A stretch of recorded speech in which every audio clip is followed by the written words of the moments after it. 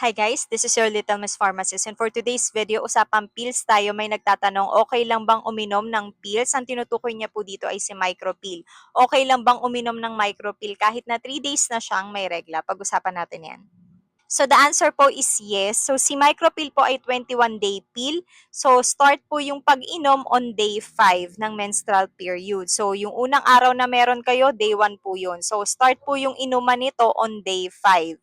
So 21 days nyo po ito na iinumin dire-diretso. Make sure na kung iinumin ay same time each day. So kung 8 p.m. po kayo uminom, make sure na dire-diretso po yun. 8 p.m. nyo siya laging iinumin. So for 21 days, iinumin ito, uubusin, then after 21 days, pahinga for 7 days. So wala po kayong iinumin na pill for 7 days.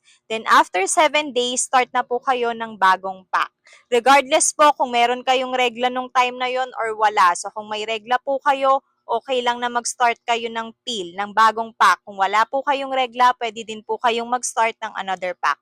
Basta make sure na dire-diretso. So 21 days po na iinumin, pahinga ng 7 days, then start another pack. Yun lamang po. Salamat!